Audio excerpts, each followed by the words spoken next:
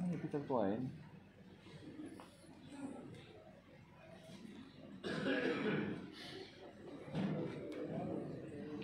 जी number दो उसका क्या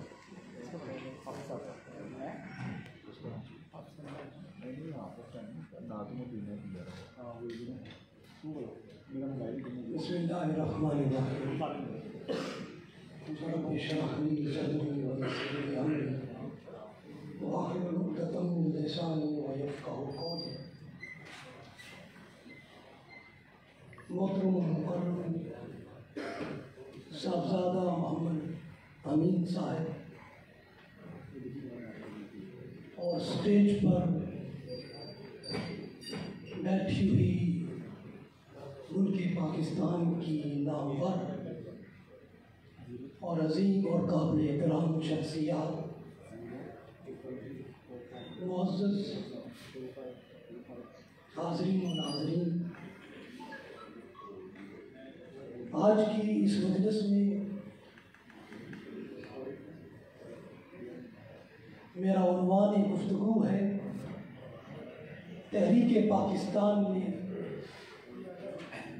पीर अमीनुल असनाद आफमान की शरीफ की तारीखी जिद्दोजहद।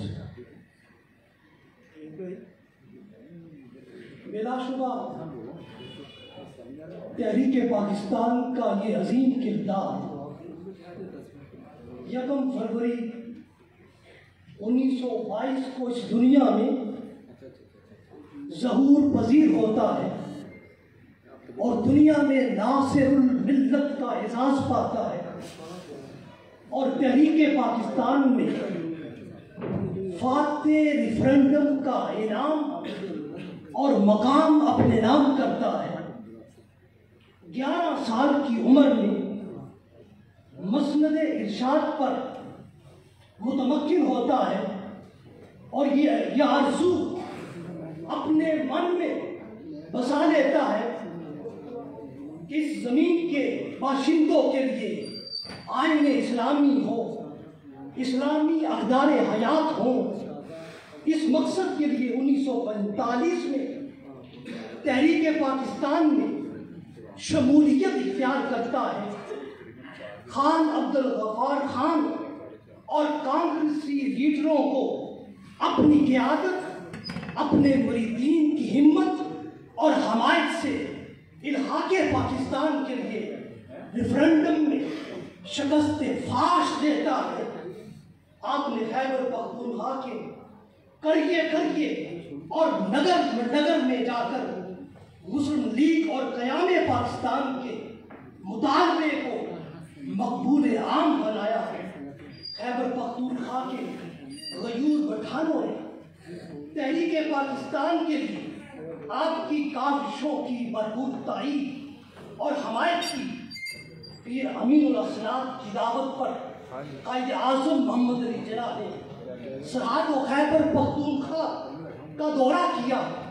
इस दौरे के दौरान कायद आज़म मोहम्मद अली जिन्ना ने आपके आस्थाने पर क़याम किया।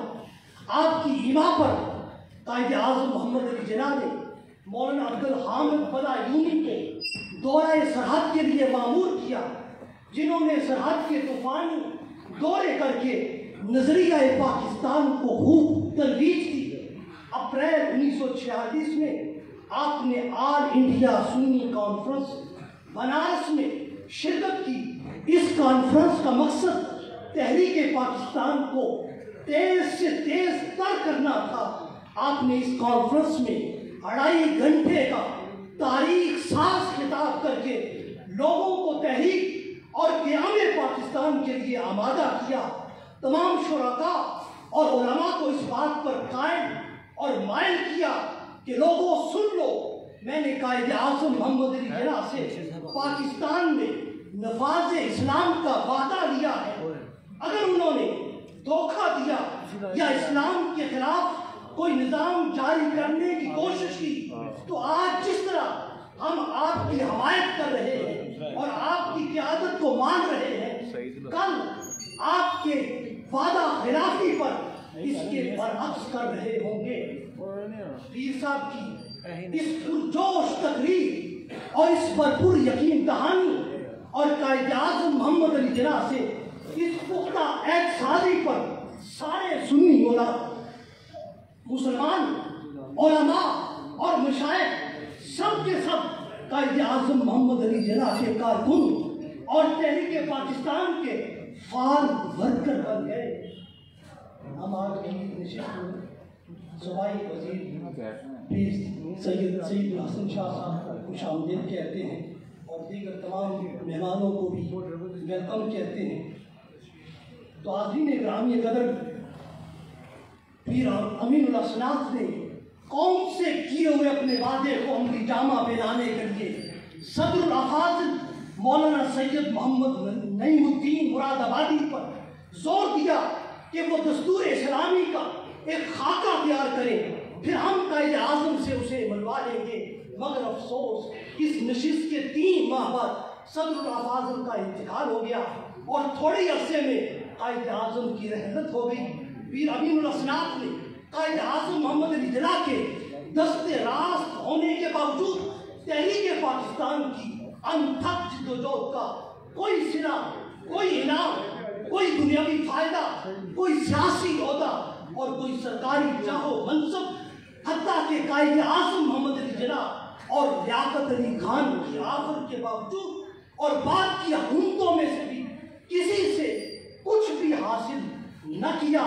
وہ اپنے اس طرز عمل پر سب پاکستانیوں کو یہ پیغام دے رہے تھے کہ ہماری تحریک آزادی کی جدوجہد لوجہ اللہ تھی، ہم نے دنیا طلبی کے لیے جدوجہد آزادی نہیں کی، بلکہ ہم نے رضا الہی کے لیے اور دین اسلام کی سربلندی کے لیے اپنی مسائل کو صرف کیا ہے۔ حاضرین و ناظرین گرامی قدر، پیر امین اللہ سنات کی تحریک پاکستان کی کاوشوں کو ہر سال خراج تحسین پیش کرنے کا ہمارا مقصد، ہماری بہترین سوچ و فکر یہ ہے اور ہمارا اعلیٰ ترین عمل یہ ہے اور ہمارا ان کو خراج عقیدت اور خراج تحسین پیش کرنے کا عرفہ طریقہ یہ ہے کہ پیر امین اللہ سنات کے نام پر خیبر پختونخوا کی یونیورسٹیوں میں صرف ایک ریسرچ چیمبر نہیں بلکہ متعدد ریسرچ چیمبر کا قیام عمل میں لایا جائے۔ تحریک پاکستان کے لیے ان کی خدمات کو اجاگر کرنے اور ان کی خدمات کو خراج تحسین پیش کرنے کا اس دور میں یہی مؤثر ذریعہ ہے۔ آپ کے صاحبزادگان، خانوادے اور آپ کے مریدوں اور آپ کے چاہنے والوں پر اور ہم سب پر لازم ہے کہ تحریک پاکستان کے اس عظیم فضل جلیل کے نام سے حکومتی سطح پر ایک یونیورسٹی کا قیام عمل میں لایا جائے اور اس کے ساتھ ساتھ اپنے آستان کے وابستگان اور مریدین کی معاملت سے اپنی درگاہ مانکی شریف میں ایک یونیورسٹی پیر صاحب کے نام سے از خود آستانے کے چاہنے والے قائم کریں۔ حاضرین و ناظرین گرامی قدر، بلا شبہ تحریک پاکستان نے ہمیں تکمیل پاکستان کی عظیم منزل تک پہنچایا ہے۔ تکمیل کے بعد اس کی مکمل تعبیر اور مکمل تعبیر کی بھی ضرورت ہے۔ وہ تعبیر و تعمیر جو اس کے معماروں کے ذہن میں تھی، اس تعبیر و تعمیر کا تقاضا یہ ہے کہ اس کی نقشہ جاتی، علاقائی، مقاماتی اور سرحدی تکمیل کے بعد اس کی اندرونی تعمیر کے سفر کو جاری رکھا جائے۔ اندرونی تعمیر کے لیے اس کی روح کو ہر دور کے اندر جو تکمیل پاکستان اور قیام پاکستان کے وقت تھی اس کو زندہ رکھنا ہوگا۔ وہ روح تعمیر، وہ جذبہ تعمیر جس نے پاکستان کے اصول کے لیے ناممکن منظر کو دنیا کے نقشے پر ممکن کر دیا۔ اس تعمیراتی روح اور اس کے معماروں کے، اس کی تعمیراتی روح، اس کے معماروں کے وہ عظیم کردار ہیں۔ ان کرداروں کو ہر دور میں ہمیں یاد رکھنا ہے اور ان کو زندہ رکھنا ہے اور اس روح کو آج نوجوان نسل میں ہر طرح سے متحرک اور مؤثر رکھنا ہے اور ان کی یاد کے اندر مسلسل محو رہنا ہے۔ آج ہم پیر امین اللہ سنات کی یادوں کو تازہ کر رہے ہیں اور یوں در حقیقت تحریک پاکستان کی روح کو آج انسانی ذہنوں کے اندر زندہ کر رہے ہیں۔ یہی روح تعمیر اگر پاکستان کو بچا بھی سکتی ہے، اور یہی روح پاکستان کو دوام اور استحکام دے سکتی ہے، اور یہی روح دنیا میں پاکستان اور اس کی قوم کو زندہ و تابندہ پرعظمت اور پررفت کر سکتی ہے۔ تحریک پاکستان میں عوامی سطح پر دو طبقوں کی حمایت کی شدید ضرورت تھی، ایک عوام اور دوسرے خواص تھے۔ عوام تو قائد اعظم کی رہبری کو مان چکے تھے، خواص تسلیم و تشکیل کی کیفیت میں مبتلا تھے۔ خواص اہل علم میں سے بھی صاحب نظر بھی تھے، ظاہری نظر رکھنے والے بھی تھے، نظر باطن رکھنے والے بھی تھے، دونوں گروہ تھے۔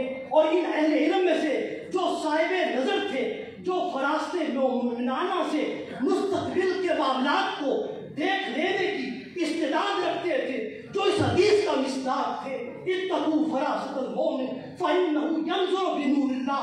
فراست مومنانہ جن کی پہچان بن گئی تھی، جن کی نظر کو بے نور اللہ کی قوت حاصل تھی، وہ سب کے سب علماء ہوں یا مشائخ ہوں، وہ قائد اعظم کے ساتھ تھے اور تحریک پاکستان کا حراوت دستہ تھے، جن کی زبانوں سے یہ نعرہ بلند ہوتا تھا تو عوام میں ایک سمندر کی طرح موزن ہو جاتا تھا، لے کے رہیں گے پاکستان، بن کے رہے گا پاکستان۔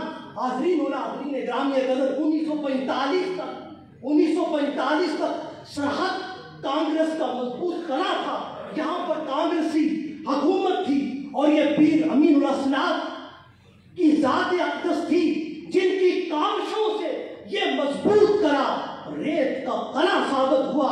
آپ کی 1945 میں مسلم لیگ میں شمولیت نے اس سارے منظر کو بدل کر رکھ دیا، اور مولانا ظفر علی خان یہ کہنے پر مجبور ہوئے، لایا ہے پیر مان کی ایک ایسا انقلاب، رنگت بان بدلے کی آسماں کی۔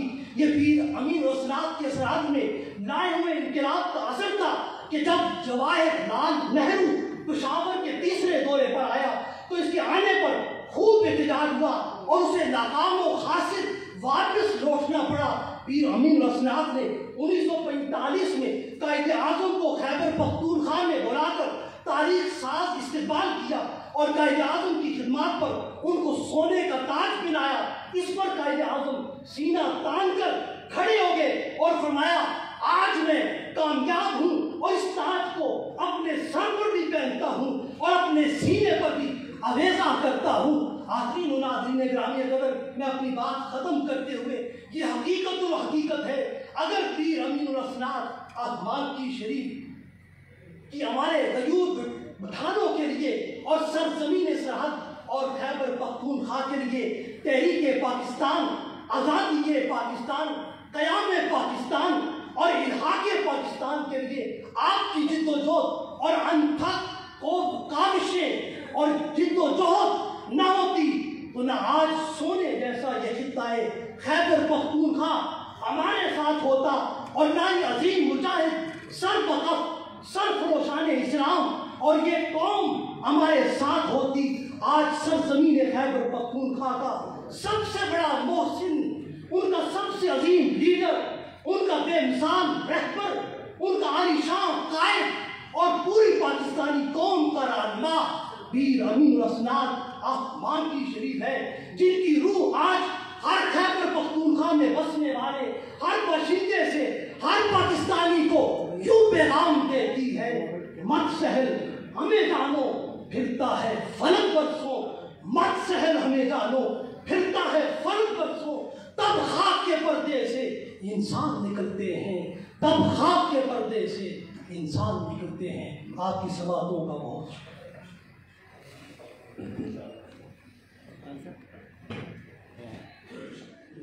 جناب پروفیسر ڈاکٹر نعیم انور نعمانی صاحب اپنی تفصیلی مقالہ سے ہمیں نواز رہے تھے۔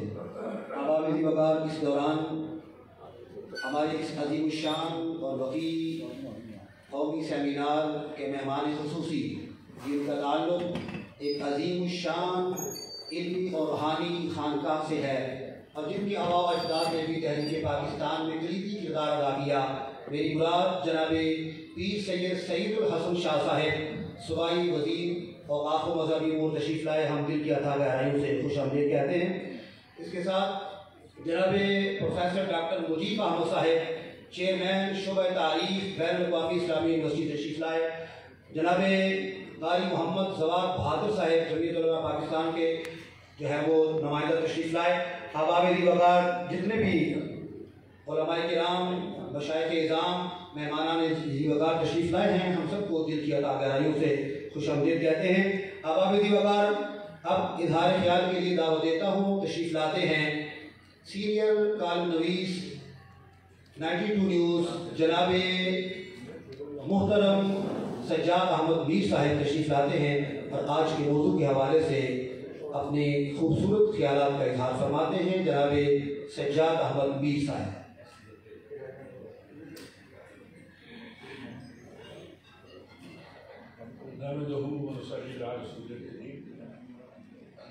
तकरीरें बड़ी खूबसूरत हो रही हैं, बड़ी पूरी बात बेहतर है, जाने को जी नहीं चाहता, दिल करता है कि बातें होते रहें और सुनते रहें। गुज़श्ता बरस मैंने अर्ज़ किया था, एक बात अर्ज़ की थी, लगता है कि वो लोगों के दिलों में बैठी हुई है। मैंने अर्ज़ किया था कि अगर बाचा खान यूनिवर्सिटी हो सकती है, अगर बाचा खान यूनिवर्सिटी हो सकती है उस शख्स के नाम पर जिसके बारे में हमारा ख्याल है कि उसने पाकिस्तान की मुखालफत की और हम अपने रवादारी का, तहम्मुल का, दरियादिली का मुजाहरा करते हुए उनके नाम से यूनिवर्सिटी बनाते हैं, तो पीर मानकी शरीफ के नाम से यूनिवर्सिटी क्यों नहीं बन सकती?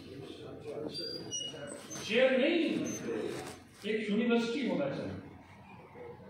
बल्कि आज यहाँ आकर तो मुझे ख्याल हुआ कि ये महल, ये इतनी बड़ी बिल्डिंग, ये ईवान लाहौर में हमने बहुत से बना रखे हैं, किस लिए बना रखे हैं? कुरान और सीरत के लिए हमने जो अदारा बनाया था उसके लिए हमारे पास पैसे नहीं है। हम रोज एक नया अदारा बना देते हैं, एक यूनिवर्सिटी, एक कादिर यूनिवर्सिटी बना दी, एक शाज़ली इंस्टीट्यूट बना दिया, कुछ बहुत से काम करती है। जो पुराने अदारे खड़े हैं, इमारतें खड़ी हैं और जिनका नस्ल ऐम था और जिनके एक्ट भी पास हो चुके थे, उन्हें तो फआल कीजिए ना। वो मियाँ मीर के हवाले से इसका नाम मियाँ मीर इंस्टीट्यूट ऑफ कुरान और सुन्नत रखें। लाहौर की बड़ी बड़ी शख्सियत, दादा साहब के बाद बड़ी अहमियत है इनकी। हमें अगर कुछ नेक काम करने हैं, देखिए पीर अमीरुल हसनात और मांगी शरीफ